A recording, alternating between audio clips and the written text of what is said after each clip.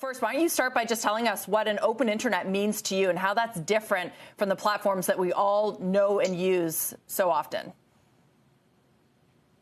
Yeah, excuse me. I believe it's a fundamental human right. So as more and more of our lives come to be sort of governed by technology and we rely on it more and more, I think it's so important that we can see how that technology works and modify it. And that's really, to me, what's at the core of the open internet. It's also the idea that anyone can innovate without asking permission. And that was what has made the web great and so resilient over the past 30 years. So, big Twitter debate on this. Earlier this month, Jack Dorsey ignited that heated discussion by saying that it's not actually users at the end of the day, but the VCs that fund the new generation of Web3 companies that own it. Do you agree with that? And I wonder, in Automatic's case, you've been able to retain voting power while raising money from VCs and other investors. So does that mean, though, that the power is concentrated with you versus decentralized, what you're sort of fighting for? Yeah, I haven't spoken to Jack about that, so all I know is his tweets about it as well. If you look at 7 of the top 10 top companies by capitalization, they were funded by venture capitalists. So we've also been funded by VCs over the years, and they've been fantastic long-term partners. In the early days, VCs had a worse reputation, which is why I focus so much on retaining voting control and things like that. But to be honest, if you're growing and the business is doing well, they typically try to leave you alone. So I would say that any entrepreneur who's really worried about that, just focus on your business and growing as much as possible. And probably your investors will be pretty happy and as supportive as possible. But in your case, Matt, I just wonder, how do you get away from this concept of centralization? If you are fighting for a decentralized web, but you are retaining voting control, how does that sort of fulfill that ethos? Yeah, well, I run a company called Automatic, which is very centralized, as you said, like I'm the CEO of that company now. But we make software for decentralization. So it's kind of about user choice versus, I guess, investor and employee's choice. So if you're an investor or employee of Automatic, you're kind of signing up to be on this train that we're all on together. But if you're a user of our software, you have complete freedom. You could search and replace the software from WordPress to CNBC Press and sell your own version.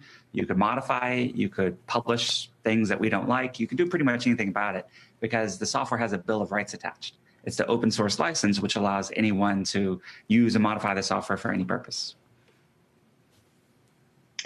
Matt, I have 2 questions for you. First is, are you calling from your RV? This great protocol piece talked about how you have built this fancy high-tech RV, and it does not look like you're in an RV.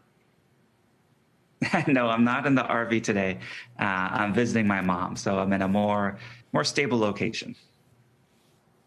All right. And so the second question I have, and I want to read a quote from this great protocol piece, which is, as more and more of our lives start to be run and dictated by technology use, it's a human right to be able to see how that technology works and modify it. And so many of the tech giants have said, do not do that, right? We've had issues with getting transparency into algorithms, into how the gadgets are made. How does this get forced? Is this a legislation thing? Is this just a cultural thing?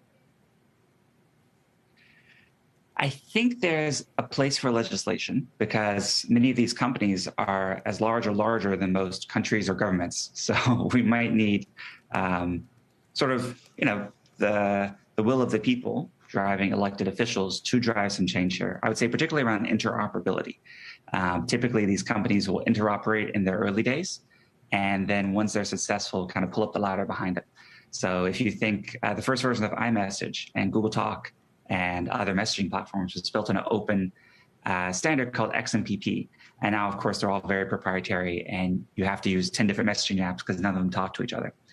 On the other side, though, I think the most important thing is just user and consumer will and behavior. So when people vote with their wallets and with their personal choices, both in, we talked earlier about who they elect, but I think even more importantly is what software they use, where they spend their dollars, what companies they support, who they work for. That's what ultimately drives the most change in the world. And so that's why a big part of what I do, in addition to my day job of creating, WordPress and Tumblr and Jetpack and WooCommerce, is try to evangelize for this philosophy, because it is a way of understanding and looking at things, not unlike the philosophies that sort of drove the Enlightenment or the creation of modern democracies. It's a way of saying, yeah, that there's a default for how the world could happen, but we want something more. We're going to work a little bit harder to maintain our freedom and autonomy, both for ourselves and future generations.